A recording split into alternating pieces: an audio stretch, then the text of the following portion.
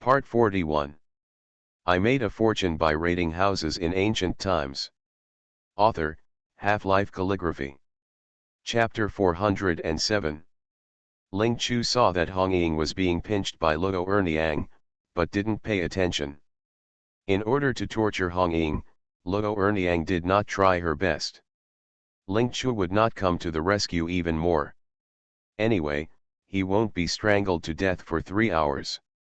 Luo Erniang died miserably, so she had to let her vent out her anger so that she could clean it up later without too much effort. Hong Ying's protective jade pendant was snatched away by Ling Chu, and she wanted to skin her and cramp her. But she was choked by Luo Erniang, and the suffocation of death frightened her. He could only ask for help from Chiu Mao with difficulty. "Chiu, brother Chiu, save me." Chiu Mao subconsciously wanted to step forward to save people, but he was worried about the long sword hanging on his neck.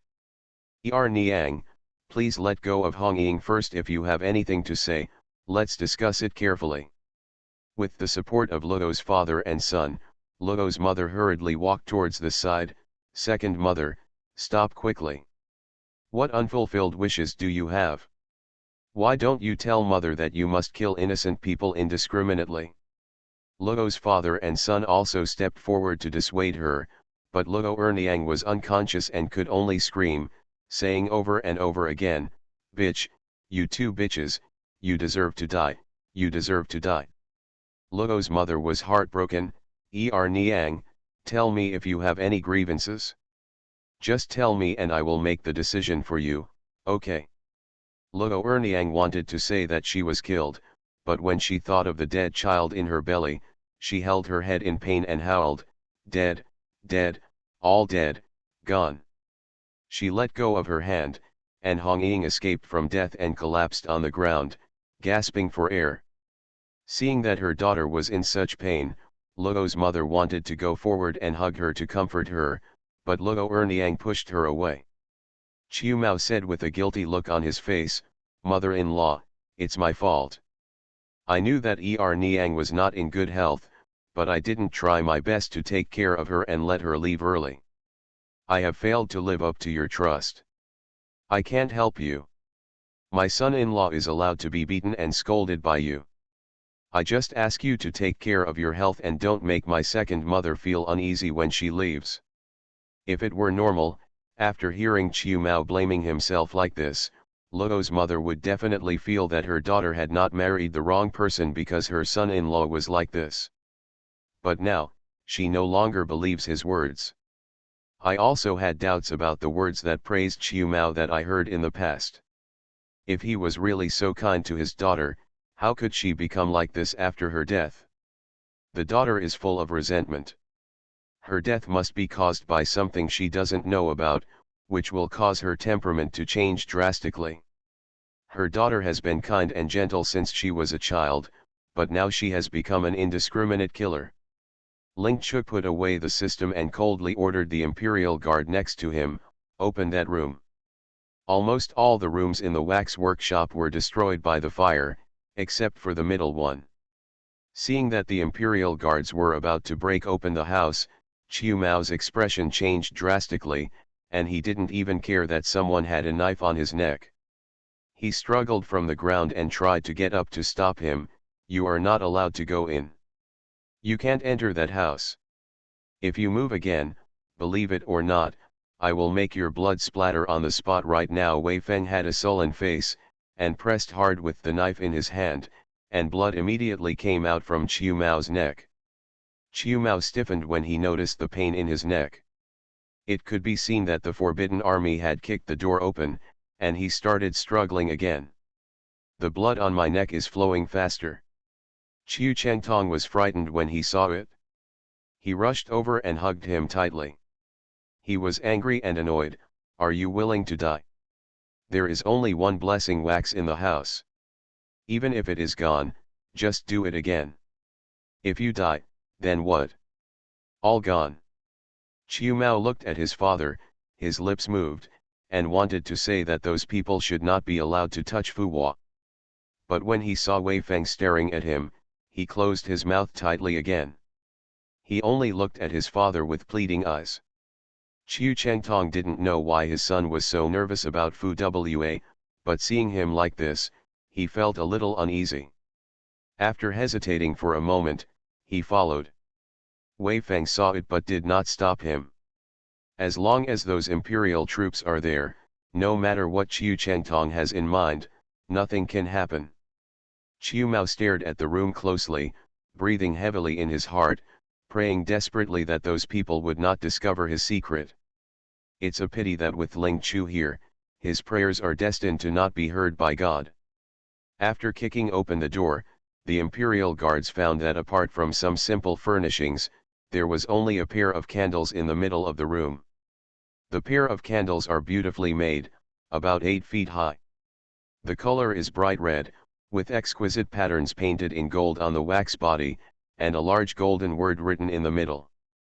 Luo Erniang still couldn't let Luo Erniang strangle Hong Ying to death, so Ling Chu took advantage of her not paying attention and used a soul-fixing charm on her, and then walked into the house. Standing a few steps away from the door, he looked at it for a few times, raised his hand and pointed at the huge candle on the right, and said to the few forbidden soldiers inside, "Can you please help me move this candle outside?" As soon as Ling Chu finished speaking, Chiu Chengtong arrived just in time and said with a hurried smile, "Girl, you can't use it.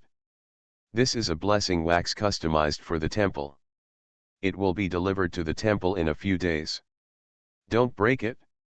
Ling Chu looked at him lightly, turned to the imperial guards and said, "Move away." Chiu Chengtong frowned. He originally said it was a blessing wax customized by the temple. These people would have some scruples, but he didn't expect it to be useless at all.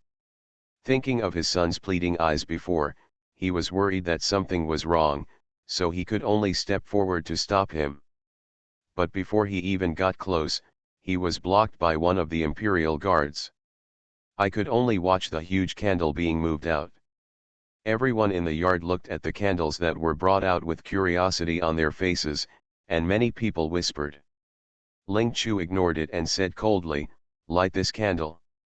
Chiu Mao's pupils shrank, he clenched his fists, and said angrily with a sullen face, "This is a blessing wax custom made by the temple.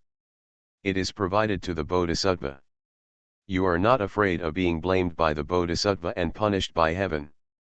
The faces of the women watching the excitement in the crowd suddenly changed, feeling uneasy in their hearts. If they stand by and watch the blessing wax being destroyed, will they be blamed by the Bodhisattva? Ling Chu sneered, "What a blessing wax, it's obviously an evil wax. If we allow this evil thing to be supplied to the Bodhisattva without stopping it, it would be a big sin." Chiu Mao's face suddenly changed, and the last bit of luck in his heart was gone. He did it so secretly that even his father didn't know. How on earth did this girl know? The people in the yard were confused. What was going on? In fact, not only them, but also the imperial guards were confused. The candle was too high for Ling Chu to reach, so she could only turn to Ning Chui, "Can you please help me light a fire?" Ning Chui only glanced at her and didn't ask anything.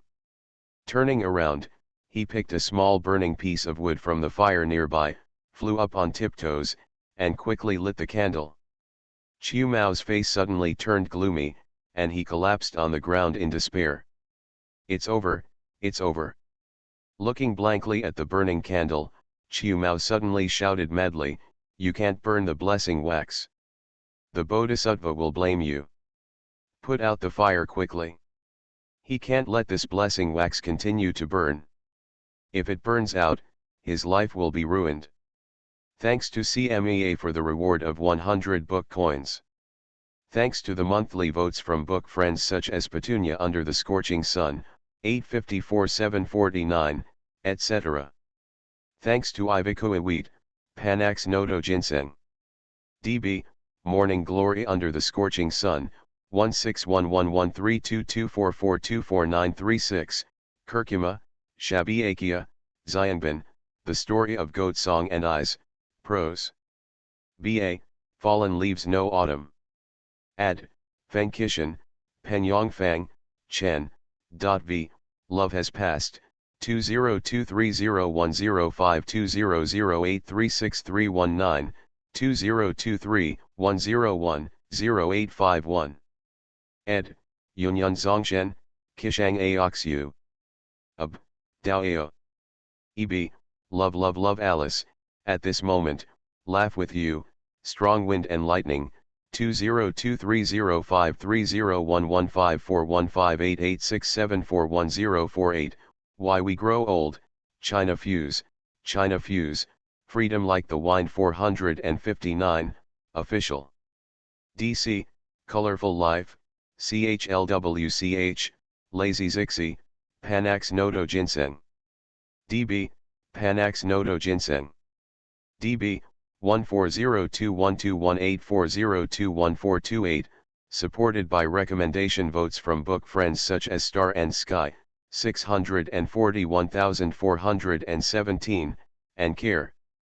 Thanks to Hungziu and the book friends who support Hungziu. I made a fortune by raiding houses in ancient times. Author, Half-Life Calligraphy. Chapter 408. Chiu Mao shouted that the Bodhisattva would send down divine punishment, and suddenly jumped forward, trying to push the blessing wax down and put out the fire. Wei Fen was watching the candle burning. Unexpectedly, Chiu Mao dared to suddenly escape from his sword, and he suddenly became angry. He reached his back in a flash, raised the handle of the knife and struck him on the back of his neck. Chiu Mao immediately rolled his eyes and fainted. Mao. Chiu Chengtong rushed over with his eyes about to burst, hugging his son and staring at Wei Feng hatefully. Wei Feng didn't even give him a glance. Chiu Mao deliberately involved Bodhisattva. He originally thought that even if he could not stop the candle from burning, it would be good if he could incite his neighbors to stop it. He thought well, but when those people saw the imperial guards with swords in their hands and fierce looks, how could they dare to say no? That candle is too big and it will take a long time to burn. Wei Feng didn't pay attention just now and almost let Chiu Mao destroy the candle. Perhaps he was worried about being punished by Ning Chui, so in order to make up for his fault, he found 2 pieces of wood from the fire. He also asked 2 forbidden soldiers to bring a table from elsewhere and stood on it. Put the 2 pieces of burning wood, one on the left and one on the right, next to the blessing wax to assist in the burning. In this way, the blessing wax will burn quickly. Everyone was curious and stared intently.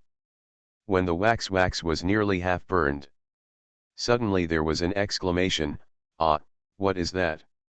Those with sharp eyes discovered that as the candle melted little by little, the falling wax oil flowed downwards. There seems to be something exposed inside. They were far away and couldn't see clearly. Wei Fen was standing next to the candle. He was close enough to see clearly. Even though he prides himself on being brave, he can't help but feel numb when he sees the things in front of him. Perhaps too shocked, Wei Fen moved the hand holding the block of wood to the side. He was a little overwhelmed and subconsciously turned his head to look at Ling Chu. Ling Chu stood aside and said quietly, "Continue, don't stop."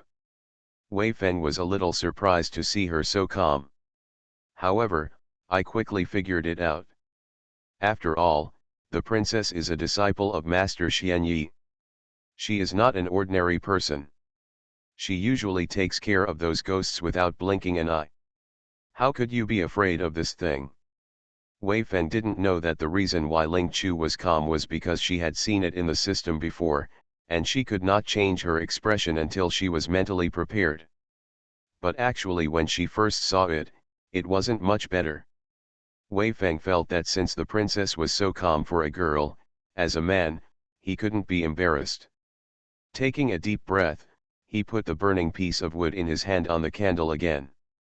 Soon, as the candle melted quickly, someone screamed in horror, "Ah, then, is that a baby?" The screaming man couldn't believe it, but the experienced woman could see it clearly at a glance. It was a fetus sealed in a candle, about 3 months old. Although not fully developed, the facial features are already defined. Realizing what was inside the candle, the women were frightened, and hurriedly looked away, not daring to look again.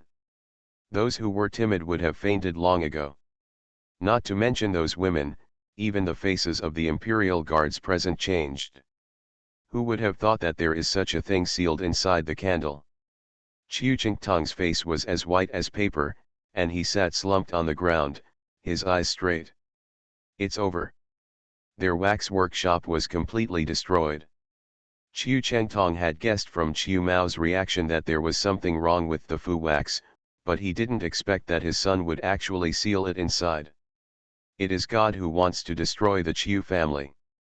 As the contents inside were revealed little by little, Luo Erniang, who had been immobilized by Ling Chu's talisman, suddenly howled, struggled violently, and threw herself at the candle. He took out the fetus and held it tightly in his arms. Luo Mu kept staring at Fu Wa, her lips trembling for a long time before she spoke with difficulty, what is this? It's not that Luo Mu didn't notice it, on the contrary, because she stood closer to Na Fu Hua than others, she could see it more clearly. But she couldn't believe it. In other words, she would rather what she saw were all illusions and fake. Because she didn't dare to think about the relationship between Luo Erniang and the fetus when Luo Erniang was so crazy. Luo's mother didn't dare to face it, but Ling Chu cruelly revealed the truth. That fetus is Luo Erniang's child. Luo Erniang is dead and unconscious, so she can only reveal the truth. Although knowing the truth about their daughter's death would be cruel to Luo's father and Luo's mother. But if we don't tell him, that hypocrite Chiu Mao will definitely continue to deceive the world and confuse right and wrong. Luo Erniang was not what Chiu Mao said to outsiders. She died at a young age because of poor health since childhood. In fact, she accidentally broke up the affair between Chiu Mao and the woman in red. When they were arguing and fighting, she was pushed down and had a miscarriage, killing 1 and 2. When Luo's mother learned the truth, she almost fainted from crying, second mother, it's your mother's fault. It's your mother who has no eyesight and harmed you. My son, you died so miserably. Luo's mother was heartbroken, and Luo's father was also grieved. He regretted that he had chosen such a vicious white-eyed wolf for his daughter. 5 years ago, Luo's mother met Chiu Mao through someone's introduction. At that time, the Chiu family was just a small and poor family. Although Chiu Chengtong and his son have a skill in making candles, the quality of the candles they make is not very good. With no money to build a workshop, the father and son could only walk around the streets like salesmen selling the candles they made. Luo's father and Luo's mother saw that Chiu Mao had an upright appearance, a gentle temperament, and was able to endure hardships and stand hard work and be motivated. So the idea of marrying his daughter to him came up. Although Luo Erniang was in poor health since she was a child, her parents were very kind to her.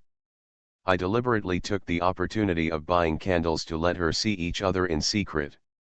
At first, Luo Erniang did not like Chiu Mao. But Chiu Mao couldn't help but fell in love with the Luo family's money. He often looked for opportunities to meet Luo Erniang by chance, and later even resorted to tricks to make her fall in love with him. Luo's father and mother were very happy to learn that their daughter was going to marry Chiu Mao. Especially Luo's mother, because she felt that Chiu's mother had passed away a few years ago, and her daughter would definitely live a comfortable life if she married into the Chiu family and didn't have to wait on her mother-in-law. It didn't take long for the two families to start discussing marriage.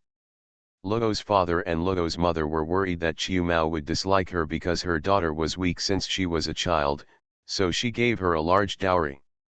In order for their daughter to live a happy married life, the couple even contributed money to build a wax-making workshop for the Chiu family. In the first 2 years after getting married, Chiu Mao treated Luo Erniang quite well because of the generous dowry provided by the Luo family. But later, when Luo Erniang was unable to conceive a child, Chiu Mao had a different idea and secretly got together with his childhood sweetheart Hong Ying. 6 months ago, the unsuspecting Luo Erniang accidentally broke up their adultery, and out of anger, she started fighting with Hong Ying. After a few years of marriage, due to poor health and irregular menstruation, Luo Erniang did not know that she was pregnant at the time. She beat her violently, and Hong Ying deliberately cried to Chiu Mao. Chiu Mao felt sorry for her and gave his wife a hard push. Luo Erniang bumped into the corner of the table and had a miscarriage on the spot. Seeing her crying and saying that she wanted to go back to her parents' home to file a complaint, Chiu Mao was worried that the matter would be exposed and the in-laws would know about it, and the money he had finally obtained would be wasted. When Hong Ying suggested that she should die with her child without doing anything else, he agreed. You are listening to Novels at Bless Up channel. Wish you happiness and luck. Please subscribe to receive new novels. How do you feel about this novel?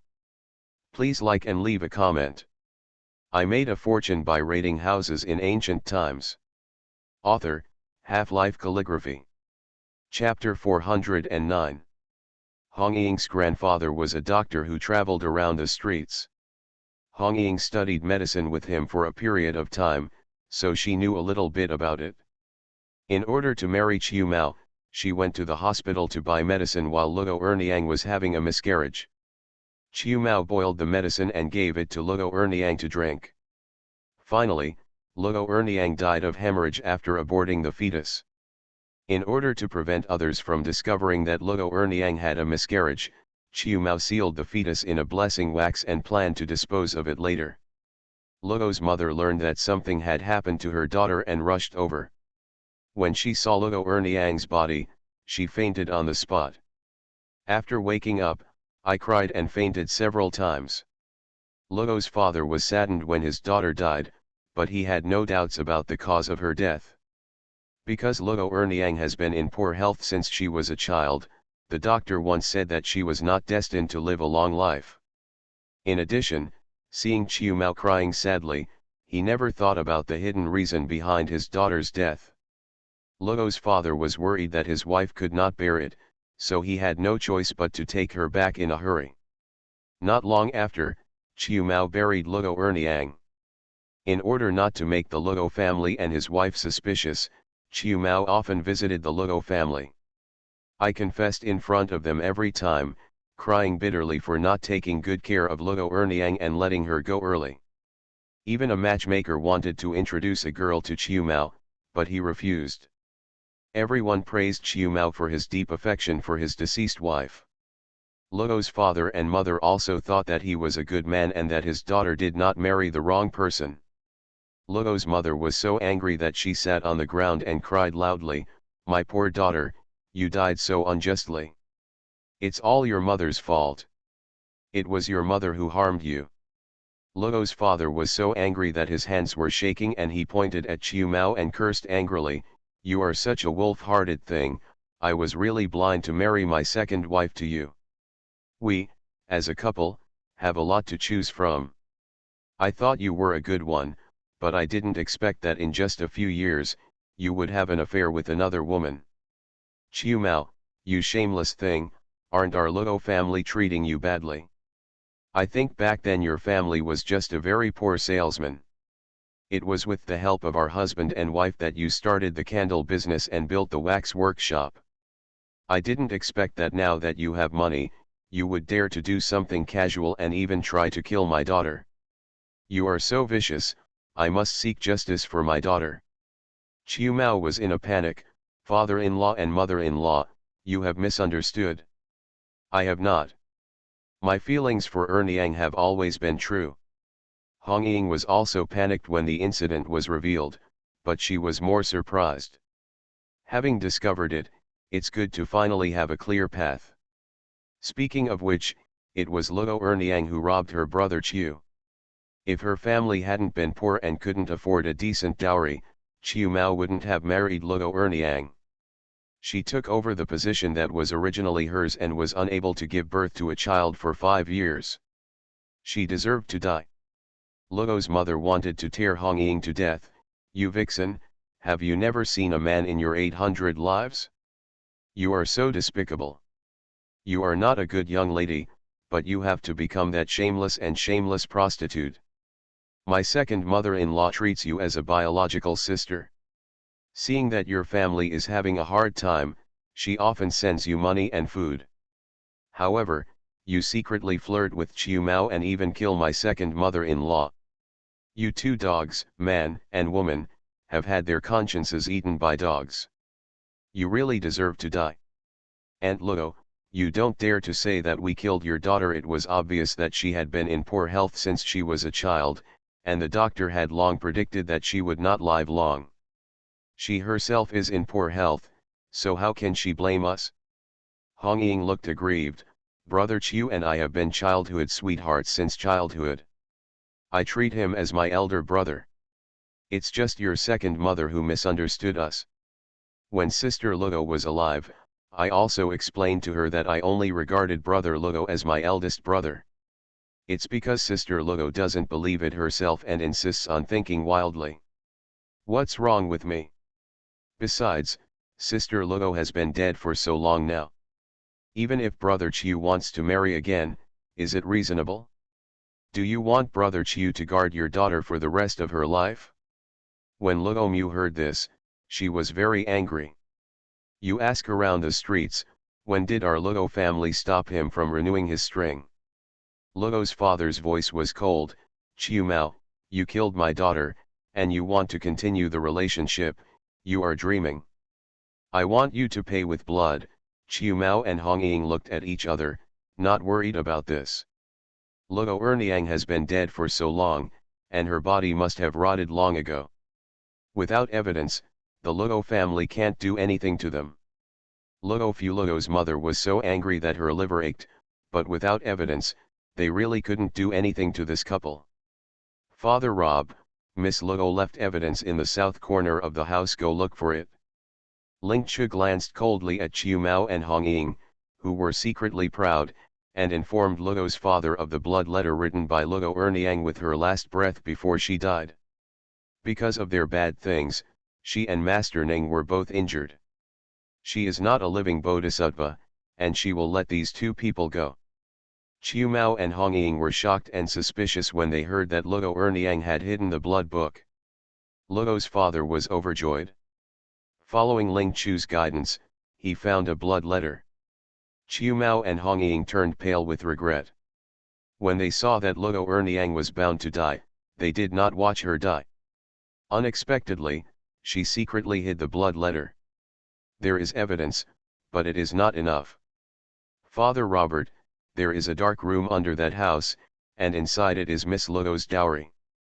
Chiu Mao was shocked and angry. Who is this girl? Why did she know everything he did secretly?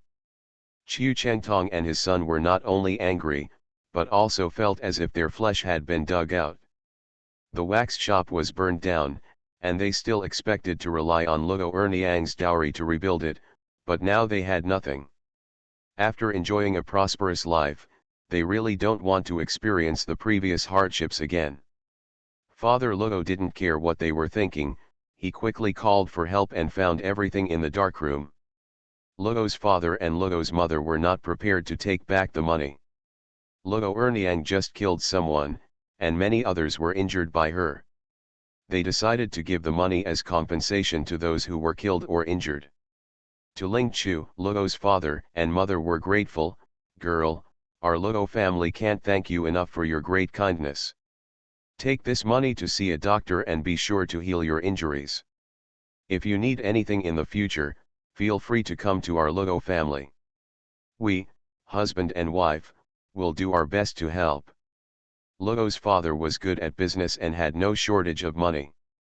To show his gratitude, he gave Ling Chu 10,000 taels of silver notes. Ling Chu didn't ask for the money. Ordinary doctors couldn't cure her injuries.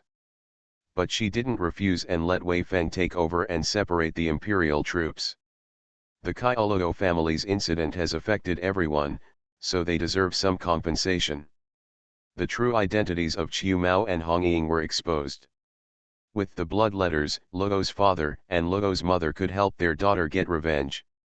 Just have to wait for the government's judgment. Ling Chu was injured and his face looked bad. Ning Chui frowned and said coldly, no need to go to such trouble. Ling Chuhan didn't understand what he meant. Ning Chui didn't explain, and he reached Chiu Mao and Hong Ying in a flash. In the horrified eyes of the two men, they waved the long sword in their hands. She was injured and these two deserved to die. Sorry, due to physical reasons, I will only update once in a few days. The list of thanks will be added when I feel better. Thank you for your understanding and support, I love you. I made a fortune by raiding houses in ancient times. Author, Half-Life Calligraphy. Chapter 410. Chiu Mao and Hong Ying fell to the ground and lost their breath in the blink of an eye. The eyes were wide open with disbelief. No one thought that Ning Chui would kill the two of them. There was deathly silence in the wax workshop at first. Was quickly broken by Chiu Chingtong's heartbreaking voice, Mao stumbled over and ran over, holding his son in his arms. Chiu Chengtong stared at Ning Chui, wishing he could eat him alive. When Wei Feng saw this, he immediately became angry. Why, are you dissatisfied? Your son had an affair with someone else, killed his wife and children, and injured so many of us. No matter what, your son is a capital offender. Chiu Mao and Hong Ying were killed, and the happiest people were Luo's father and Luo's mother. Seeing that Chiu Chengtong was disrespectful to Ning Chui, the couple immediately became angry. He stopped even calling his in-laws and called them by their first names. Chiu Chengtong, you raised such a wolf-hearted son, it would be a shame for him to die. How can you have the nerve to blame others? Even if he were not dead now and handed over to the government for trial, he would still be guilty of death. My good daughter was married to your Chiu family, and she didn't enjoy any blessings at all. She was killed by him without saying a word, and you still want to take her dowry. Even if the government does not sentence him to death, we will not allow him to live. Father Luo snorted coldly, and then continued, it is your son who deserves to die. You can't blame anyone else. If I hear even a little bit of your complaints about this young master from now on, I will definitely let you die without a burial place. Holding his son's body, Chiu Chengtong wanted to kill everyone. But he knew this could only be delusion. Although he didn't know the identities of the people who rented his wax workshop, he could tell from their aura that they were not ordinary people. Father Luo's words were not just a threat. He could run such a large business, so he was certainly not a kind-hearted person. His daughter was killed by his son, and he must have hated him very much. His wife died a long time ago, and now his only son is gone too. But he is still alive. As long as he has life, he can still marry a wife and have children. But if he offends the Luo family again, he will probably be killed by Luo's father. Although Luo's father would not do it himself, money can make the world go round. It wouldn't be difficult for him to kill him. Weighing the pros and cons, Luo's father hugged his son's body and said nothing. After Chiu Mao and Hong Ying's death, they felt unwilling and helpless. Seeing Luo Erniang holding the fetus in a daze and muttering to herself, Chiu Mao finally felt a sense of regret. If he hadn't been obsessed with Hong Ying. Now he is still alive and well, and his wife will not die. After she gives birth to the child, with the help of her father-in-law and his family, their family will definitely get better and better. Seeing Chiu Mao's regretful expression, Hong Ying was so angry that she yelled and started to cry and fight with him. Ling Chu glanced at them and waved away their souls. Luo Erniang paused and suddenly turned to look at Ling Chu. Girl, can you put me with them? That couple of killed her and her child, and she wanted to avenge this with her own hands. Niang, Su knew her daughter's intention. Luo's mother cried sadly and felt guilty. It was her misunderstanding that caused her daughter's harm. Luo Erniang turned back, glanced expressionlessly, and knelt down slowly. Father, mother, my daughter was killed because I was blind and did not recognize the true face of the person beside my pillow. I don't blame you. My daughter was blinded by hatred and killed innocent people. I just ask my parents to help me take good care of their family and try my best to make up for my daughter's mistakes. If a daughter is unfilial, she will no longer be able to serve her parents. Take care of yourself. Luo's mother cried so hard that she could only nod her head to Luo Erniang's last wish.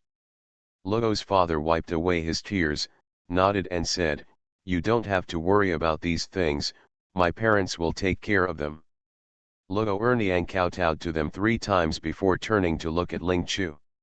Ling Chu didn't say anything, and waved his hand to put her soul into Chiu Mao's container. Luo's father and mother were both worried and reluctant to leave, but they also knew that their daughter was now a ghost and could not stay with living people. He thanked Ling Chu again and again and asked many questions. Ling Chu knew what they were worried about, but he didn't have much energy to say anything. He just said concisely, "You don't have to worry. Miss Luo has grievances. Chiu Mao and Hong Ying can't hurt her. When she takes revenge, she will naturally." To the words of Ling Chu, the benefactor, the Luo family husband and wife both nodded in agreement. "Listen to me, girl. You and the young master are the benefactors of our Luo family.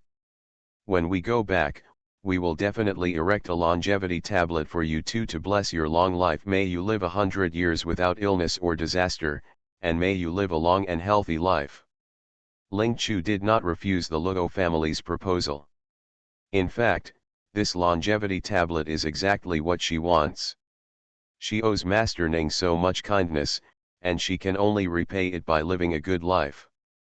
Luo Luo's mother secretly breathed a sigh of relief when she saw that her face softened slightly and she didn't say no. This girl's identity is not simple, but she was hurt by her second mother. The couple were very worried, for fear of being blamed by the astonishing young master. Fortunately, she was generous and didn't argue with them. Ling Chu took Luo Erniang's soul away, the resentment in the wax shop dissipated, and everyone could finally go out. Stepping out of the wax workshop, I felt the fear of escaping from death. The neighbors left in 2s and 3s, talking in low voices about what happened that night. The wax shop was burned down, and the imperial guards who originally lived here had to find another place to live. Of course Ling Chu doesn't need to worry about these things. After leaving the wax shop, she returned to the inn. But instead of going back to his house, he found Ning Chui's room. The door was open, and Ning Chui was sitting at the table, pouring a cup of tea and drinking it. Hearing the sound of footsteps, he turned his head and looked over. Seeing it was Ling Chu, he frowned slightly. "You were injured, why didn't you go back to rest?" As soon as he finished speaking, his face changed slightly. He put down the teacup and stood up, "But the wound doesn't feel good. I'll go help you and ask Sun Yuan Zheng to come over." Ling Chu shook his head. "Don't worry, sir. I took medicine and I'm much better." Ning Chui's face softened slightly. "Come over, are you okay? Let me see your lord's wounds." Seeing the worry in her eyes, he shook his head. "A small injury, it doesn't matter. Even minor injuries must be treated, otherwise they will become more serious as time goes by." Ning Chui felt a little warm in her heart. "Okay, I'll wait and let Sun Yuan Zheng help me take a look." She thought that if she agreed, she would be able to leave with peace of mind. Unexpectedly, she still shook her head. "This is not an ordinary wound. You were injured by Luo Erniang's ghost, and Sun Yuan was afraid that there would be no way to cure it. Your Excellency, please take off your clothes and let me see the wound." Ling Chu said as he took out some exorcism charms and special medicine and put them on the table. Looking back, he found Ning Chui standing motionless. Ling Chu was stunned for a moment, thinking he didn't hear what he just said clearly. He repeated it again, "Please take off your clothes first." I thought Ning Chui would take off her clothes as instructed. Unexpectedly, he still stood silently. Ling Chu raised his head in confusion, and saw Ning Chui looking over with her lips pursed and her eyes lowered. The two people's eyes collided in the air. End of chapter. I made a fortune by raiding houses in ancient times. Author, Half-Life Calligraphy. Chapter 411. Ling Chu was surprised to find that Master Ning's ears seemed red. Is he being shy? Ling Chu had just been thinking about Ning Chui's injuries, but now he realized that what he just said was too much for Mr. Ning. Seeing her eyes glance over his ears, Ning Chui's black eyes flashed with embarrassment.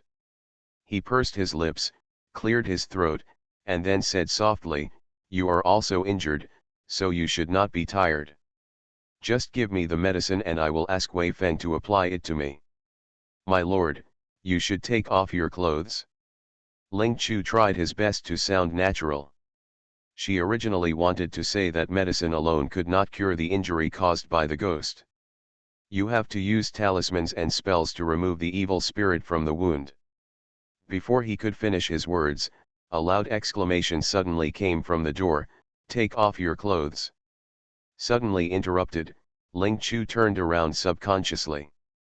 They saw Wei Feng standing at the door, looking back and forth at her and Ning Chui with wide eyes. Ling Chu was embarrassed. Looking at Wei Feng's expression, he guessed that he must have misunderstood. Ling Chu was silent and looked sideways at Ning Chui, indicating that this was his person and it would be better for him to explain. Ning Chui said nothing, but looked at Wei Feng expressionlessly. Wei Feng was still shocked by what Ling Chu had just asked Ning Chui to take off his clothes, and the murderous aura that hit him made him shudder.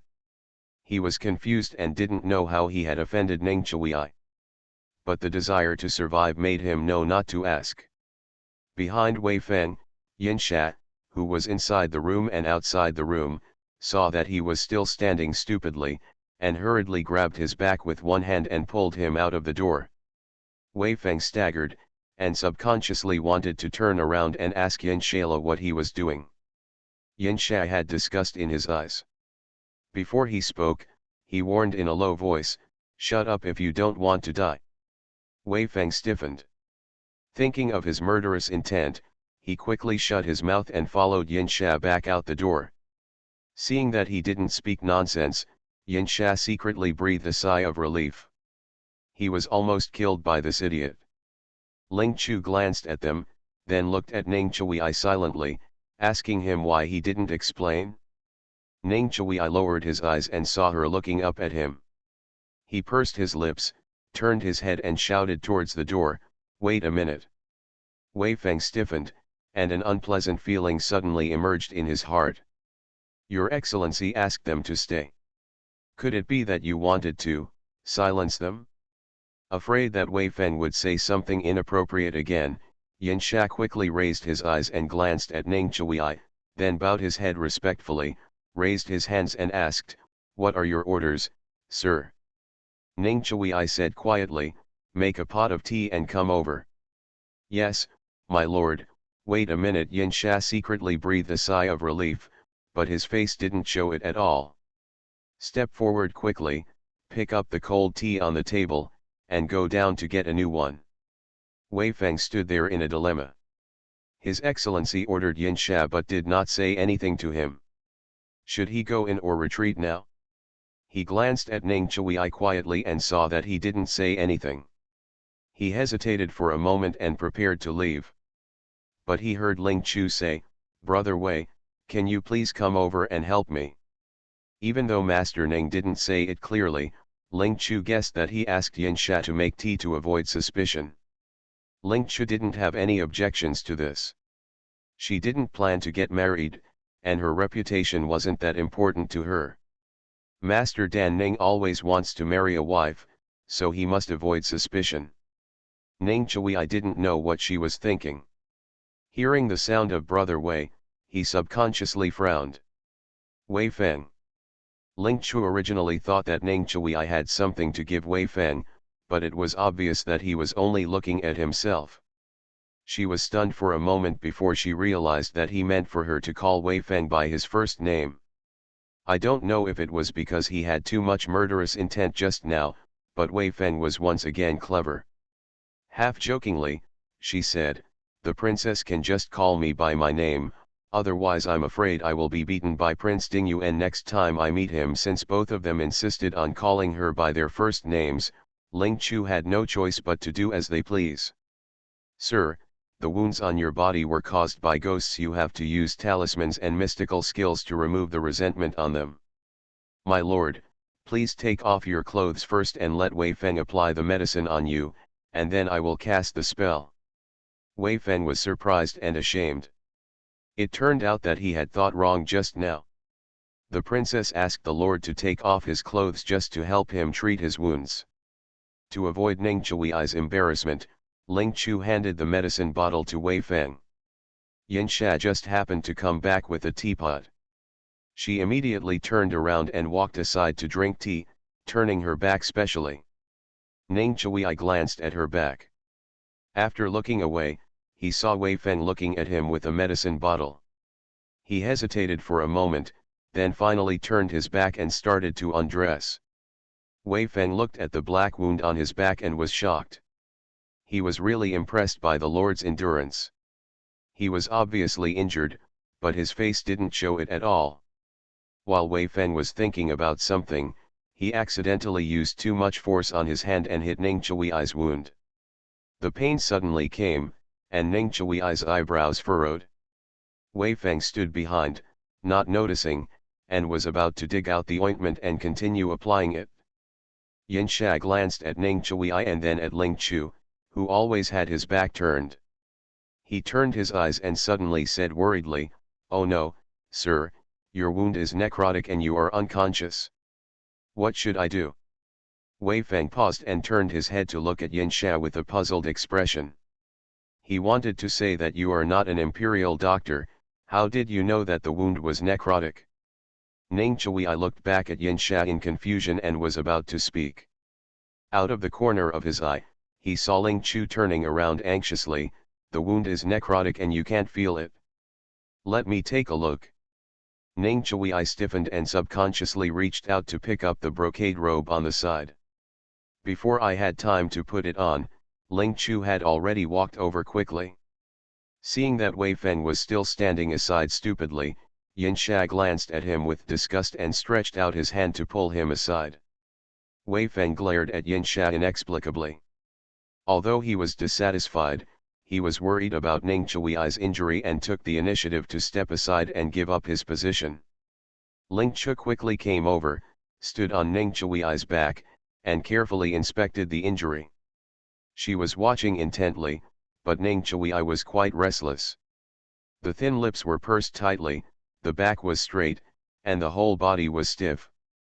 The knuckles of the hands holding the clothes turned white. Yin Sha took a quick glance, for fear of being discovered by Ning Chui, so he immediately looked away, pretending not to see anything. With a weak body and bones, the princess's appearance and life experience are worthy of a grown-up, and she also has a lot of mystical skills. Such a good girl, but the Lord is gentle and gentle. He has not expressed his feelings for so long. If he doesn't take the opportunity to give him a push, he doesn't know how long it will take to marry the princess. Ling Chu didn't know what Yin Sha was thinking, and he was focused on Ning Chui's injury. The wound was indeed serious, but she was not sure whether the muscle was necrotic. He hesitated for a moment, then stretched out her hand and tentatively moved the muscles next to the wound. Perceiving the cold touch in the softness, Ning Chui's breathing suddenly tightened, and her back became straight and motionless. Yin Sha has always been keen. He noticed Ning Chui's changes, and a smile flashed on his lips. So it's quite interesting to see an adult who has always had a calm face change his face. Thanks for the support of 16091321195938 monthly votes. Thanks to Lalan Zixi, Shepherd Linksy, Daoyo. EB, 140212184021428, A. Purple Leaves, 641,417, Ixixi, Colorful Life, Crystal at Diamond, Official. DC, Xianbin, Exquisite Heart. AE, Chen, Penyong Fang, V, Schweer, all living beings, at this moment, laugh with you, dream #reality, you are a gentle April day, free as the wind 459, Lazy Zixi, 1311192132222849, King Fengwick. CB, CHLWCH, Forget Me Not, China Fuse, Prose. BA, Why Do You Grow Old, Shangsuan Yu, Colorful Life, Ixixi, Panax Noto Ginseng. DB, 641417, Official. DC, LYPP, Xianbin, 20230521742110, Wind Chi Sound, Morning Glory Under the Scorching Sun, 1609132119599328, Chen, Kurkuma, Silly Bayan, 2023-082-8227. AC.V, China Fuse, Why We Grow Old, All Living Beings, Can't Think of It, Noto Ginseng. DB, Lalang Zixi, 1311192132222849, Caterpillar, CHLWCH, 2023010520083639, Xiaomei, Official. DC, Silver Asterisk Star, Fallen Leaves No Autumn. Ad, Prose. BA, 1402121840214228, Nan Xiangxi and other book friends recommendation votes support it. You are listening to Novels at Bless Up channel. Wish you happiness and luck. Please subscribe to receive new novels. How do you feel about this novel? Please like and leave a comment. I made a fortune by raiding houses in ancient times. Author, Half-Life Calligraphy. Chapter 412. Although Yinsha wanted to watch the show, he didn't dare to pay too much attention. If he is discovered by an adult, even if he helps out kindly, he will probably lose a piece of his skin. Yinsha glanced at it with his peripheral vision and quickly collected his thoughts. Wei Feng was always careless and did not notice anything strange about Ning Chui. He only focused on watching Ling Chu check the wound. Ling Chu pressed his fingers along the wound a few times and asked uncertainly, "Do you feel anything here, sir?" Perception is naturally there. Ning Chui's attention was on the soft touch on his back. The wound was not necrotic, so he felt it naturally. He originally wanted to say yes, but when the words came to his lips, it somehow turned into, no. This unexpected answer made Yinsha couldn't help but move his eyebrows. "Sir, is this, finally enlightened?" At last it was not in vain that he just told lies with open eyes. Ling Chu frowned and pressed his fingers to the side again. "What about here, is there any feeling?" Ning Chui regretted her words as soon as she spoke them. Now she heard the worry in her words, and her heart twisted. Seeing that he didn't speak, Ling Chu felt even more excited because he thought he was still unconscious. In her worry, she did not care about the defense of men and women. Both hands were placed on Ning Chui's back and pressed around his wound. Ning Chui felt the cool and soft hands squeezing her back. His face became more and more tense, and he pursed his lips and restrained himself from making any abnormality. Ling Chu pressed the button and asked, "Sir, are you still unconscious?" Yes, Ning Chui had been concentrating on restraining himself just now, but this time he answered quickly. Ling Chu felt relieved, but hearing his deep voice and some sweat on his forehead, he thought it was because of the pain of the wound, and he couldn't help but feel guilty. "My lord, I don't have any feeling on my right side, but on my left side." Ning Chui wanted to say that he had not lost consciousness from the wound, but thinking of what he blurted out before, he could only bite the bullet and said, "Except for the place where I pressed it at the beginning, everything else is fine."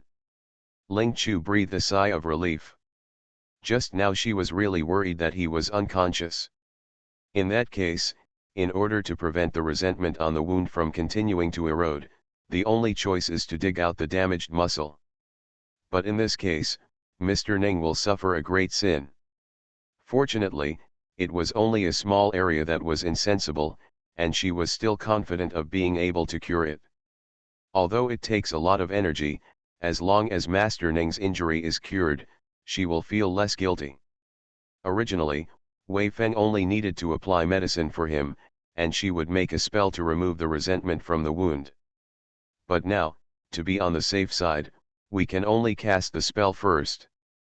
Ning Chui didn't hear what she said, so he turned his head slightly and asked, "Is it difficult to treat? If it's too troublesome, you can wait until you get to Xianqing Temple to treat it. The wound is not serious, I can bear it." She knows Xianshu herself, how could she possibly allow Lord Ning to wait until Xianqing Guan to cure her? Besides, the longer it takes to deal with a wound like this caused by a puppet soul, the more troublesome it will be. Ling Chu said while preparing the things to be used, "Don't worry, sir, I can handle it." Ning Chui pursed her lips, her eyes fell on her bloodless face and paused. Seeing that she was ready to take action, she said, "Then Princess Lao." Ling Chu smiled and said, "You don't have to be polite, sir. After all, you were injured because you were trying to save me. It's my duty to help you deal with your wounds now." Lord Ning saved her regardless of the danger. Ling Chu was grateful, and without saying anything else, he picked up the talisman and started casting spells. Luo Erniang died unjustly. She was killed by her husband and the woman he was having an affair with. After a miscarriage, one of her children died, and two of her children died. The fetus was also sealed in a candle. She was full of resentment and evil spirits. Ning Chui's wounds were contaminated with resentment, and it was not easy for Ling Chu to deal with them. Not long after, sweat started to appear on my forehead. Ning Chui lowered her eyes and looked at her hands on her knees. There was no expression on her face, but she was listening attentively to Ling Chu's soft chanting of scriptures. He couldn't understand, but it didn't take long for him to notice that her voice was becoming increasingly labored. Ning Chui's heart lifted. He wanted to ask her to forget it, but he was afraid that interrupting him rashly would have a bad impact on her. Ling Chu didn't know that Ning Chui was hesitating. She had used spells 3 times, but the resentment on the wound had not been removed much. Just gritted his teeth, took out a blank yellow talisman, bit off his index finger and drew the talisman on it. Ning Chui's back was turned to her and she couldn't see her movements. But the sudden smell of blood made him frown. Look back subconsciously. Ling Chu happened to draw the rune and placed it in the middle of the wound. "Princess, this is not appropriate." Ling Chu just raised his eyes and glanced at him, then withdrew his gaze. Before he could finish speaking, he quickly used his index finger to draw runes around the wound. She knew what Master Ning wanted to say. But how could she turn a blind eye to his injuries when she had received so much kindness from him? Ling Chu deliberately did not give him a chance to refuse. He made hand gestures with his left hand and drew talismans with his right hand. He concentrated on reciting scriptures and casting spells. Ning Chui swallowed her unspoken words when they touched the beads of sweat on her forehead. He pursed his thin lips and looked away. As the smell of blood became stronger and stronger, a faint light flashed in Ning Chui's lowered eyes. The calm lake of the heart is rippled one after another. She was using her own blood to heal his wounds. This was the first time for Ling Chu to draw symbols on the human body. In order to avoid making mistakes, she drew very carefully, and the speed was inevitably a bit slow. She was in poor health and cherished her life very much, and did not want to waste any blood. Fortunately, the painting went smoothly. When the runes were connected from beginning to end in a circle, Ling Chu took a breath, but did not dare to relax. Hands are quickly made together, chanting scriptures, and casting spells. As time passed by, more and more beads of sweat appeared on Ling Chu's forehead. He read the scriptures faster and faster, and his hands kept changing the talismans. As a golden light fell on Ning Chui's back, the resentment on the wound was peeled off little by little and slowly disappeared into the air. Ning Chui couldn't see it, but he could feel a coolness coming from the wound, and the original corrosive pain was disappearing. But there was not much joy in his heart. Listening to the scriptures she read became more and more difficult, and his heart twisted into one piece. If he hadn't known that he couldn't interrupt the spell casting at will, he would have almost been unable to restrain himself from turning around. After a stick of incense, the last bit of resentment disappeared in the air, and Ling Chu stopped reading and slowly retracted his hand. All right. She felt relieved when the work was done and she had just finished speaking. Immediately, my vision went dark and I fell forward. His forehead and nose hit Ning Chui's hard back hard. Ning Chui didn't move at all, but Ling Chu's forehead and nose suddenly turned red. If she hadn't fainted from exhaustion, she might have woken up from the pain. Feeling the impact, Ning Chui turned around quickly and was able to catch Ling Chu before she fell. His eyes swept across the bloodless face, he pursed his lips, bent down to pick her up, and placed her gently on the bed. No monthly pass, sad. Thanks to Nan Xiangxi, Pen Yongfang, Colorful Life, Ni Shang 916, this moment, laughing with you, Daoyo. EB, 641,417, 202210041243346889. At this moment, laugh with you, all living beings, Xiangbin, Unthinkable, China Fuse, Feng Kishan, Chen, V, Daoyo. EB, Silent Blessings. Official. DC, 20230216687754, Forget Me Not, CHLWCH, 1611132244244936, 1311192132222849, Lazy West, Free as the Wind 459, Southern Lovesickness, Star Asterisk Sky, Fallen Leaves No Autumn. Ad, Nodo Ginseng. DD, XXC, Crystal at Diamond, Strong Wind Lightning, Why We Grow Old, Prose. BA. 140212184021428, 2023-033-1230. Past Memories and Other Book Friends Recommendation Votes Support. Thanks to Hungziu and the book friends who support Hungziu. Fortunately, I still have your support. I am grateful, touched, and grateful. I made a fortune by raiding houses in ancient times. Author, Half-Life Calligraphy. Chapter 413. Ning Chui carefully placed Ling Chu on the couch, then turned back to look for Yin Sha and Wei Feng. Only found that the two of them had left at some point. The door is ajar.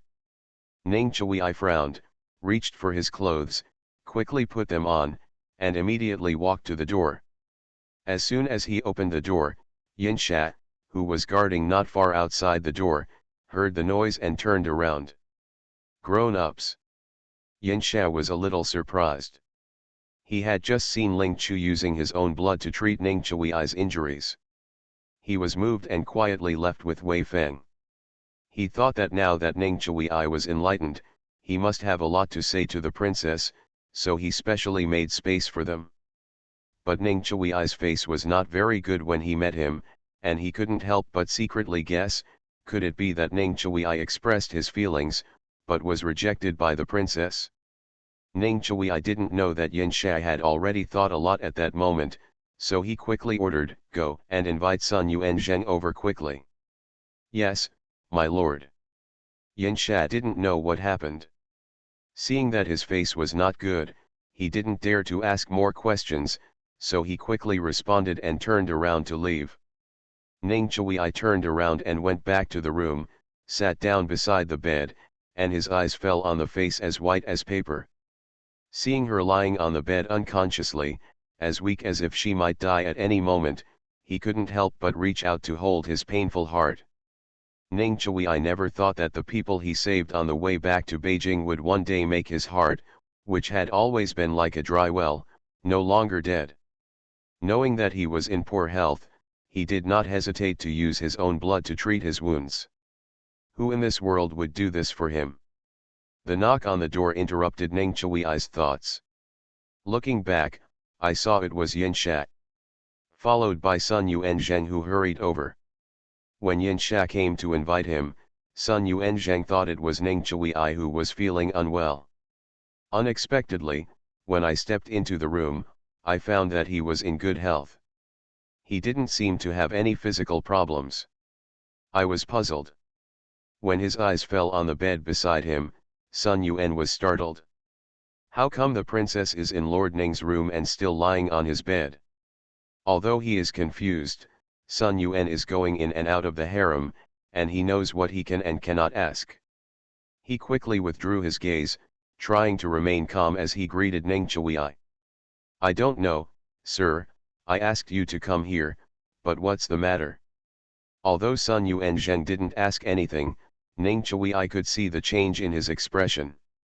Sun Yuanzheng, there is no need to be polite. I was injured by a ghost in the wax shop. The princess fainted in order to help me treat the wound. The labor hospital is helping her check her pulse. Ning Chui was answering the reason for inviting him over, and was also secretly explaining why Ling Chu was in his room. Sun Yuanzheng had already heard what the imperial guards had said about the wax workshop. Now he felt a little ashamed after hearing Ning Chui's words. Just now he thought that Lord Ning and the princess were getting along secretly, and for a moment he even thought that the two people could not hold back and performed the courtesy of Duke Zhou. The delicate princess was knocked unconscious by the young and energetic Lord Ning, so she had to invite him over. I didn't expect that he was wrong. Sun Yuanzheng was muttering secretly in his heart, but he didn't dare to show it on his face. The princess is very righteous. In order to help you treat the injury, she even ignored her own body.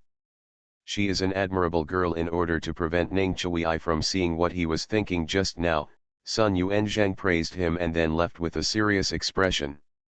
He took out the pulse pillow from the medicine box, sat down by the bed, and began to diagnose the pulse. After carefully checking the pulse of both hands, Sun Yuanzheng said, "Sir, the princess had some lack of energy and blood, and she was exhausted, so she fainted.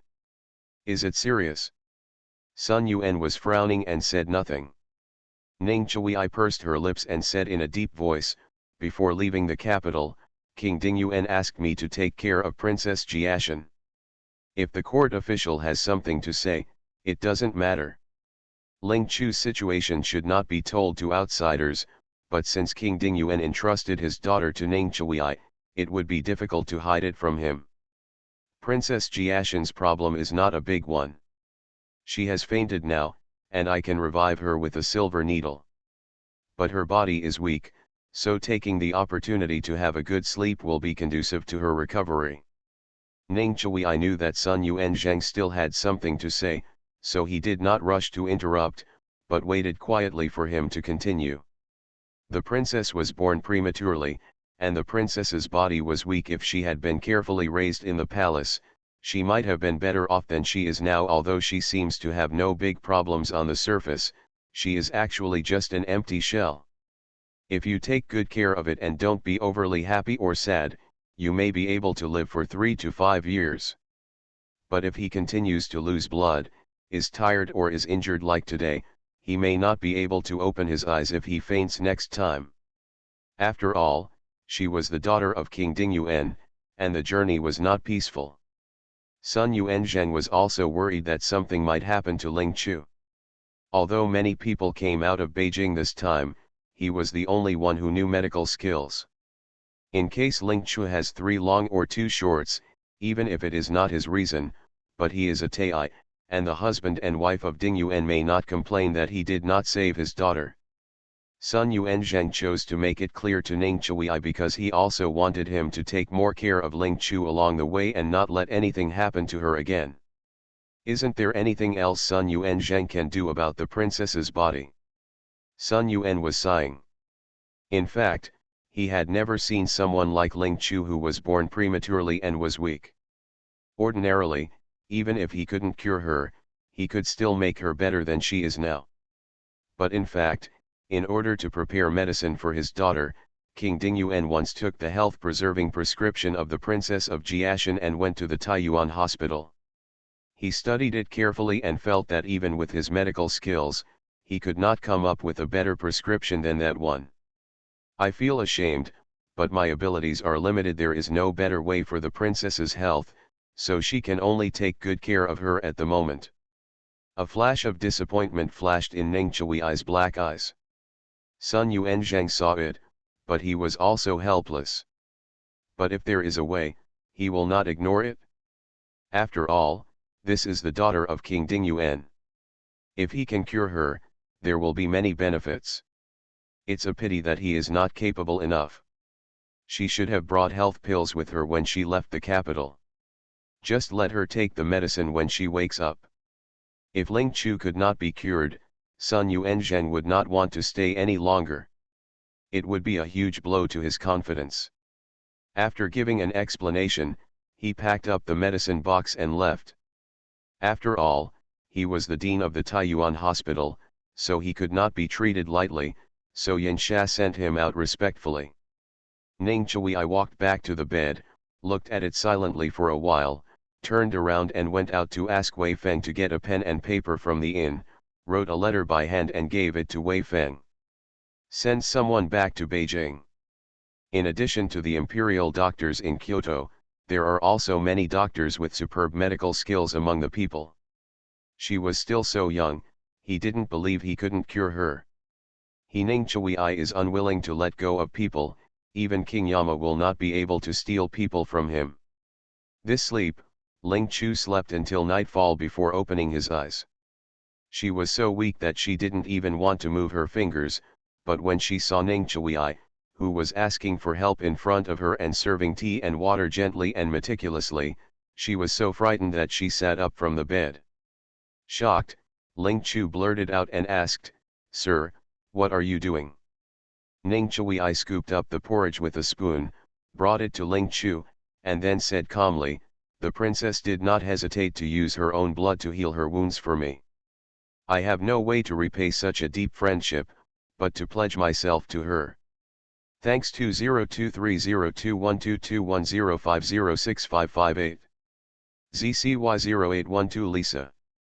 UB 1509300201295575, 2023053011541594071296, Hongjin, 202302122105065558 monthly vote support.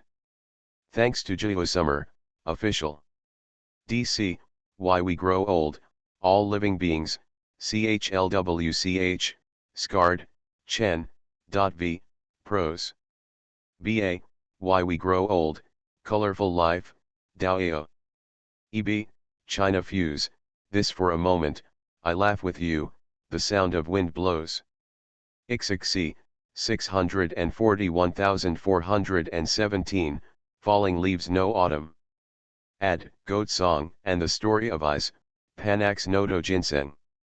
DB and other book friends recommend and vote for support. Thanks to the book friends supported by Hungziu. The fever lasted for a few days and finally subsided, but I still have a cough. I will try another hospital tomorrow. There have been few updates recently, thank you for your understanding. I made a fortune by raiding houses in ancient times. Author, Half-Life Calligraphy. Chapter 414. Ling Chu stared at Ning Chui with wide eyes. What is he talking about, promising himself? She must be dreaming. Ling Chu stretched out his hand and pinched his thigh hard. Does it hurt? Ning Chui twitched the corner of his mouth and looked down at her. Ling Chu shook his head subconsciously, it doesn't hurt. Look, she was really dreaming, it really shocked her. She said, how could Mr. Ning say such shocking things? It turned out to be in a dream. There's nothing strange about it. After all, it's just a dream, and weird things can happen. Ling Chu just breathed a sigh of relief. He saw a hint of helplessness in Ning Chui's eyes. I feel pain. Ling Chu was startled and followed his line of sight and looked down. I saw my white right hand, pinching the opponent's thigh. After realizing what he had done, Ling Chu's right hand felt as if it had been burned by a soldering iron, and he quickly retracted it. She looked so embarrassed that she wanted to dig a hole and crawl in. How could she do such a shameful thing? Her reputation in life is completely gone. Ling Chu only felt that his hands and feet had nowhere to rest. His eyes wandered for a while, and then he raised his eyes and said with an awkward smile, "What?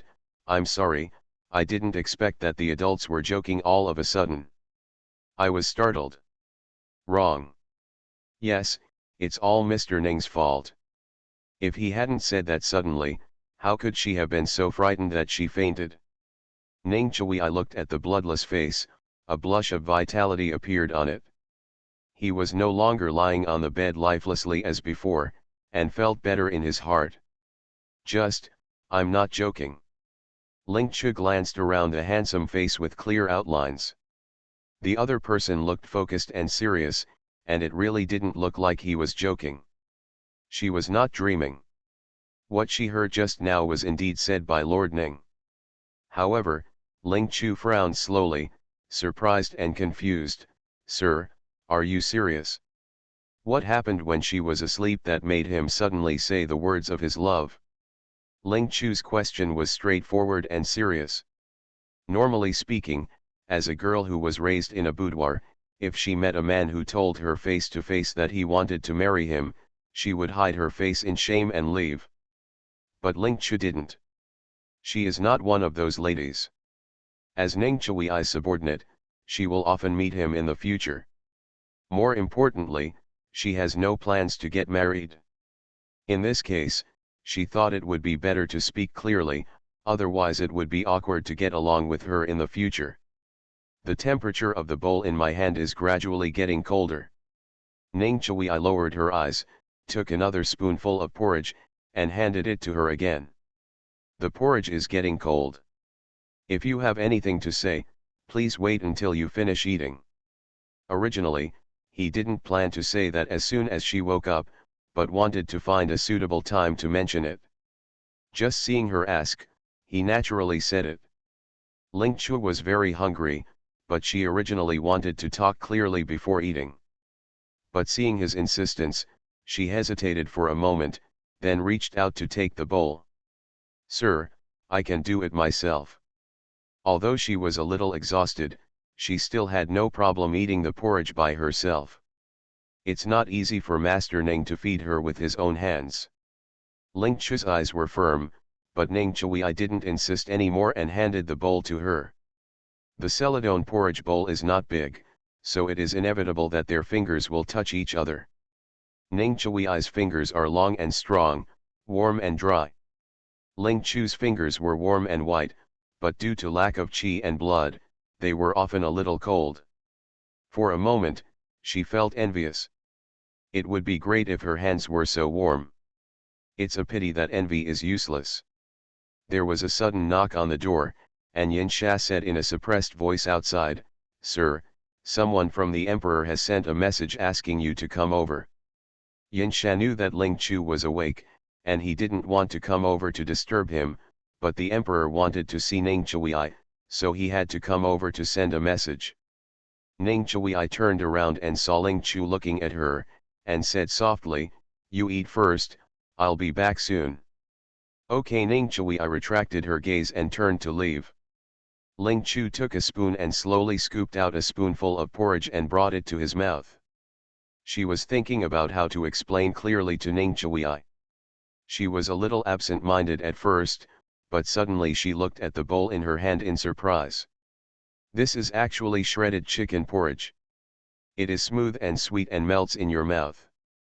You can tell that a lot of thought has been put into this porridge. Although Mr. Ning cannot get married, this porridge cannot be wasted. Ling Chu was already very hungry, but when the delicious food appeared, she quickly put aside her thoughts and concentrated on eating. One spoonful after another, and it was all finished in a short time. She put down the bowl reluctantly. Having such a bowl of hot porridge made her feel warm from body to heart. It's a pity that there is less. She thinks she can eat another bowl of such delicious porridge. Just when he thought about it, Wei Feng came in with a black ceramic pot and said, "Princess, this is the shredded chicken porridge that I was ordered to cook for you." It smells sweet to me. You can recover faster by eating more. Wei Feng grinned sincerely. He already admired Ling Chu's ability. He had seen her pass out using her own blood to make a talisman in order to help Ning Chui heal her injuries. In addition to admiration, he was also grateful to her. Even the pot has been brought, so there is no need to regret it now. Ling Chu said with a smile, "Okay, I'll help you." Wei Feng smiled and put the pot on the table next to him, then left and stayed outside. Ling Chu scooped up another bowl of porridge and ate it slowly. This porridge was very appetizing to her, and she ate 3 bowls of it without realizing it. She was a little full. Since Ning Chui didn't come back, she couldn't stay in his room any longer. Ling Chu decided to take a walk outside to eat before returning to his room. Although this inn is not big, there is a large courtyard connected to the back. Ling Chu walked slowly for a quarter of an hour and unexpectedly found a rockery. Seeing the small stone steps above, she suddenly became interested and walked up slowly along the stone steps. This rockery is not short. It was hard to climb up and I was a little out of breath. Standing on the top made her miss the feeling of standing upstairs and looking at the scenery in her previous life. Just not long after, Ling Chu regretted it again. The wind was a bit cold at night, and her body couldn't be exposed to the wind for a long time, otherwise she might not be able to get out of bed again tomorrow morning. Ling Chu sighed and prepared to go down. I just didn't expect that as soon as I turned around, I lost my footing and my body swayed. At the foot of the rockery, a figure leaped up and stretched out his hand. The expected pain did not come, but Ling Chu heard a low and familiar voice, "Be careful." She raised her head, and Ning Chui happened to look over. The eyes of the two people collided in the air. Perhaps the night was so beautiful that the young and handsome Mr. Ning seemed to be covered with a layer of soft light. It's all because of her poor body. It's a pity that such a beautiful man can't see her. Ling Chu cursed in his heart, but quickly recovered his thoughts and stood firm with the help of Ning Chui's hand. "Thank you, sir." Ning Chui said nothing. When he saw her standing, he retracted his arm and raised his hand to take off the cloak. Ling Chu thought he was overheated and didn't think much about it. But without thinking, he turned around and put the cloak on her body. Ling Chu was stunned, raised his head and said, "Sir, this is inappropriate." Thanks to CMEA for the reward of 100 book coins. Thanks for the support of 20230530115415940712976 monthly votes. Thanks to Falling Leaves Knowing Autumn. Add 202310086230025.v, Scar Deo Scar, Falling Leaves Knowing Autumn. Add 20221004124334689, 2023-091-0804. Ed. 2023-091-0804. Ed. Lu 92, MEA Dusty Memory, Dao. EB, Sunshine, Why We Grow Old, All Living Things, China Fuse. 13119213222849, Half an Apple, Panax Noto Ginseng. DD, Xianbin, Guan. DC, Prose. BA, Prose. BA, Freedom Like the Wine 459, Lazy Zixi, The Wind of the Blue Planet, Chen, This Moment, Laugh With You waiting for recommendation votes from book friends. Thanks to Hungziu and the book friends who support Hungziu. It's even less, if you can't get enough of it, you can save it and watch it again. You are listening to Novels at Bless Up channel. Wish you happiness and luck. Please subscribe to receive new novels. How do you feel about this novel? Please like and leave a comment. I made a fortune by raiding houses in ancient times. Author, Half-Life Calligraphy. Chapter 415. Ning Chui paused for a moment, but then continued to put the cloak on her body. Wear it, the night is chilly. Don't catch the cold, or you won't be able to get up tomorrow. There is still half a month to go. Ling Chu sighed secretly. Forget it, her health is important. If she endures the cold again, her life will be in doubt. She didn't want to die early if she could live longer. Seeing that she accepted it, Ning Chui's expression softened. He looked sideways at the rockery, pointed to a location leeward and said, "Sit over there, the wind is less intense." Okay, Ling Chu was about to go back to sleep, but when he saw him coming over, he decided to speak clearly before going back. Ling Chu walked over, and Ning Chui followed beside her. Although he didn't reach out to help her, he was worried that she would accidentally fall again and kept his eyes on the left and right. Ling Chu glanced around and chose a fairly flat stone to sit on. Ning Chui also sat silently aside. The two did not speak for a while, but the night was beautiful. After waiting for a while, Ning Chui did not speak. Ling Chu hesitated for a moment, then turned his head and said, "Are you serious about what you said earlier?" Hearing her voice, Ning Chui also turned his head, his obsidian eyes looking quiet and bright in the night. "Yes." Hearing his answer again, Ling Chu was still confused. Just because she helped him heal his wounds, he was going to commit himself to her? This is not something that Mr. Ning can do. If she hadn't been able to see that there was nothing wrong with him, she would have thought that someone was impersonating him. "Sir, you are my savior and my superior.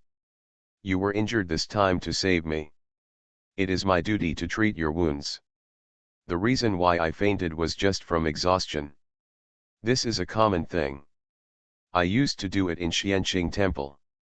You don't need to take it to heart. There is really no need to commit myself to her just for this matter." Ning Chui looked at her quietly, and after she finished speaking, she said slowly, "I said I will be responsible for you." Ling Chu opened his mouth and was about to say no. Ning Chui said softly before she spoke, "I am happy with you." Boom. Ling Chu felt a white light explode in front of her eyes. She was so shocked that she looked at Ning Chui with her eyes widened. This was the first time in this life that a man had confessed to her in person like this, which caused ripples in Ling Chu's calm heart. However, Ling Chu did not fall in love with Ning Chui at this time, and she quickly calmed down. Her rationality returned, making her confused again. How could Master Ning like her? She was fine yesterday and there was no sign. Is it true that someone has impersonated him? Ling Chu couldn't help but raise his eyes again and look at them carefully. After Ning Chui said the words, she kept paying close attention to the changes in her expression. Seeing her looking at him at this moment, he couldn't help but straighten his back slowly. Although his expression was calm, his clenched fists revealed his thoughts. Ning Chui thought that he had always been calm and self-possessed, but at this moment, he felt a little uneasy and even regretful. He should choose a good time before expressing his feelings to her. The clothes he wore today were not old, so he should have changed them long ago. With several thoughts running through his mind, Ning Chui gradually calmed down. He noticed that the way Ling Chu looked at him was shocked and unexpected at first. Now he felt eager to try, as if he wanted to check whether he was wearing a human skin mask. Could it be that she suspected that she was being impersonated? Ning Chui was a little helpless and a little disappointed. There was no joy in her eyes as she looked at him. Ling Chu looked at the aura on Ning Chui's body and confirmed that it was him and that he had not been impersonated by other ghosts. Seeing the disappointment in his eyes, she accidentally reached out and touched his forehead. Tentacles are slightly cool. It seems that he is not talking nonsense because he has a fever. Ning Chui remained motionless and allowed her to touch her forehead before raising her hand and pulling her hand down. "I'm fine. You heard me right. I am indeed pleased with you." Hearing this again, Ling Chu was not as shocked as before, but a strange emotion surged in his heart. Mr. Ning is young, promising, and handsome. Any girl would be happy to be confessed to by such a man in person. Ling Chu was slightly absent-minded for a moment, then raised his eyes and asked softly, "Thank you for your love. But, what do you like about me? I grew up in a Taoist temple. Unlike those ladies in Beijing who are proficient in music, chess, calligraphy, and painting, I only know these just a little understanding. My master has taught me all mystical arts since I was a child. Sir, have you ever thought that your Ningguo Duke's palace would not be satisfied with a girl like me?" Ling Chu raised his eyes and glanced, and added, "Mrs. Ningguagong comes from a famous family, and the daughter-in-law she wants must be a lady with good talent, appearance. Ning Chui looked at her steadily, and after she finished speaking, he said, "There is no need for a reason to be happy with someone. Music, chess, calligraphy, and painting are just embellishments.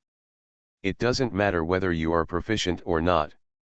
I am not choosing a wife. You are a master of mystical arts. You know fortune-telling and can help the living predict good and bad fortunes. You can also help the dead fulfill various last wishes and uphold justice. Even we, the Jin Yi Wei, must rely on your ability to help us. You are very good, there is no need to belittle yourself." Ling Chu looked at Ning Chui blankly. She never thought that she would have such a high opinion in his heart, which really surprised her. Although Ling Chu said that he had been a virtuous person since he was a child and was used to being a celibate person, he was still just a girl who had barely reached hairpins. Facing such a dedicated and serious Ning Chui, she could not help but have ups and downs in her heart. But Ling Chu was not lost and was still awake. "Thank you for the compliment, sir. To be honest, sir, I have been weak since I was a child. Although I look fine now, my body cannot withstand the slightest setback, otherwise I will die at any time. You are the eldest son of the Duke of Ning. You shoulder not only the responsibility of the entire Duke of Ning, but also the important responsibility of the descendants." Although Ling Chu didn't say it clearly, Ning Chui understood the connotation of her words. She was telling him that she would die at any time, and if he married her, it would affect his heirs. Ning Chui was not dissuaded by her words, but a bright light flashed in her eyes. "I make my own decisions about my marriage. I also have the final say on what kind of girl I want to marry. As for the heirs, I am not the only one in the Ningguo Duke's house, so there is no need to worry. Although your bones are weak, you are not completely helpless. There are many imperial doctors with superb medical skills in Beijing, and there are also doctors with superb medical skills among the people. As long as you search carefully, I believe you will be able to find someone to help you take care of your health." After thinking about it, in order to dispel Ling Chu's concerns, Ning Chui added, "Even if it doesn't last forever, I don't regret having it once." Ling Chu was a little moved, but also a little unnatural. She originally wanted to speak clearly to dispel Ning Chui's thoughts. "While we were chatting, we started talking about marriage and having children. Thanks for the 2023-111-0732 CB monthly ticket support. The flowers bloom on Moshang, Chen, 641,417, Colorful Life, Guangguan. DC, Xiangbin, .v. 1402121840214228, Pros. BA, Crystal at Diamond, Wind Kishan, ZSHWSJ, This Moment, Laugh With You, Sunshine, China Fuse, Silly and Harsh, 2023-101-0851. Ed, Happy Baby, All Living Beings, 854-729, Chen, Lalang Zixi, CHLWCH, Goat Song and the Story of Eyes, Sankai. DB, Shepherd Linksy, Forget Me Not, Ixixi, 202007061304253228. 1402121840214228, Why Do We Grow Old, etc. are supported by Book Friends recommendation votes. Thanks to the Book Friends supported by Hungziu. This month is basically a single update, and it cannot be recommended by the platform. It depends entirely on the support of all book friends. Thank you for having me. I made a fortune by raiding houses in ancient times. Author, Half-Life Calligraphy. Chapter 416. Ning Chui saw that she looked unnatural and did not say any more. He could see that she didn't like him yet, but she couldn't rush things like this. I know you have no plans to get married for the time being. Between you and me, as it was before, it can be the same in the future. You don't have to worry about anything, just do whatever you want. Although he likes her, he will not force her to do anything. Ling Chu had a headache. She didn't expect that. She didn't give up Ning Chui's idea, but was almost convinced by him. Ning Chui was confident in her physical condition and felt that she would be able to find a doctor with good medical skills to take care of her.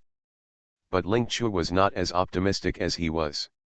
How her own body is, no one knows better than her. Her second senior brother could be called a miraculous medical genius, but he could not cure her. It's not that his medical skills are not good, it's that if she wants to survive, medical skills alone are simply not enough. She has to rely on her own continuous accumulation of merit to survive day by day. She didn't know why Mr. Ning was so pleased with her. Maybe it was because he hadn't often come into contact with those ladies before. Now that he often interacts with her, he regards his good impression of her as happiness. Ning Chui saw that she didn't speak and thought she was shy. It's a cool night and the wind is strong. Go back and rest early. Okay. Ling Chu looked up at the sky and agreed softly. Master Ning is independent-minded and tough-minded. Since I can't convince him for a while, I can only let it go for a while. Perhaps it won't be long before, without her further persuasion, he will realize that his happiness with her is nothing more than an illusion. Ling Chu raised his hand and prepared to stand up. Unexpectedly, when I was halfway up, an angry question suddenly came from the distance in the wind. Let me ask you, is Ning Chui my son? Ling Chu was frightened when he suddenly heard this shocking secret. He couldn't control his body and fell forward. Be careful. Seeing that she was about to fall off the rockery, Ning Chui whispered, quickly reached out to grab her arm, and pulled her back. Ling Chu's back instantly felt like he had hit an iron wall. But she couldn't care less about the pain. The person who asked the question from a distance probably didn't hear the other party's answer, so he asked angrily, why don't you answer? Ning Chui is my son, isn't he? Ling Chu didn't want to pry into other people's secrets, but at this time they were on the rockery and couldn't escape. She could only tense her heartstrings, stand stiffly, and sit back motionless. Ning Chui was beside her, pursed her lips and lowered her eyes in silence. You couldn't see any change in his expression, but the air pressure around him was like a solid ice cave. No, Ning Chui's surname is Ning, so he is naturally the son of Wei Chen. Ling Chu had never heard this voice before. But along the way, she has become very familiar with it. That was the voice of Lord Ningguo. I don't believe it. You have lied to me for so many years and you want to continue to lie to me now. How brave you are. I don't dare. If Ning Chui is not my son, how come his appearance is so similar to mine? The world is full of wonders and wonders. There are people who are not related by blood but look alike. Your Majesty does not need to care. Don't think that I don't know that your wife has always disliked Ning Chui. If he was your son, how could Mrs. Ningguo not want to see him at all? Duke Ningguo was silent for a while, and then said in a deep voice, it's not that my wife doesn't like Yeer. It was Wei Chen who told her that Yeer is the eldest son and will inherit Duke Ning's palace in the future, so he has strict requirements on him. As far as I know, Mrs. Ningguo is never close to her eldest son, but she is always considerate to her second son. This is a fact, I don't deny it. But it was Wei Chen who stopped me from doting on my eldest son, so she transferred her love for her son to Xiaoxian. Although he suppressed his voice, it was inevitable that the volume would be a little high during the argument. What the two said was clearly heard by Ling Chu and Ning Chui. And the information revealed by these words is not just what the two people were arguing about. That was Ning Chui's life that was criticized. I don't believe it. You don't want to admit it, right? Well, I will set off tomorrow and ask Ning Chu personally. Ning Qiagong frowned so hard that he could kill a fly. Your Majesty, your fever has just subsided. You must not rush out now. You should stay at the inn and rest for 2 days. The emperor had a cold face and didn't want to listen to Ning Qiagong at all. He turned around and left with a puff of sleeves. When Ning Qiagong saw this, he could only follow up quickly and try to persuade him again. The two of them drifted apart. Ling Chu sighed secretly and raised his eyes to look at Ning Chui. The straight back showed a strong sense of loneliness, and the handsome face had no warmth at this time. The sword eyes were lowered, although she couldn't see what he was thinking. But he also knew that he must feel uncomfortable at this time. Ling Chu didn't know how to comfort him, so he could only stay by his side silently. I don't know how long it took, but Ning Chui suddenly raised his eyes and said hoarsely, "Let's go, I'll take you back." Ling Chu nodded, and while walking down the stone steps, he said softly, "Although a person cannot choose his own origin, he can definitely choose his own life. I heard that from the time you entered the officialdom, to where you are today, step by step, it was all due to your own efforts. Your excellency is obvious to all. You are still so young, and you will definitely do many great things in the future. You should look forward to the future." Ning Chui walked slowly beside her. Listening to her trying to think of words to persuade him, the light in her eyes turned from dark to bright. "Don't worry, I'm fine." Although he felt really uncomfortable when he first heard the emperor questioning Ning Qiagong. As far as he could remember, he knew that his mother was not happy with him. At first, he thought that he was too naughty, ignorant, and not obedient enough, which made his mother dissatisfied. But later on, he obeyed everything and worked hard to study and practice martial arts. He put in a lot of effort and received praise from everyone, but his mother still didn't smile at him. He was confused and puzzled.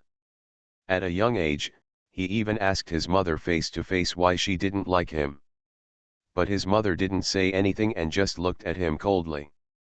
He was so sad when he couldn't get the answer that he ran to ask his father.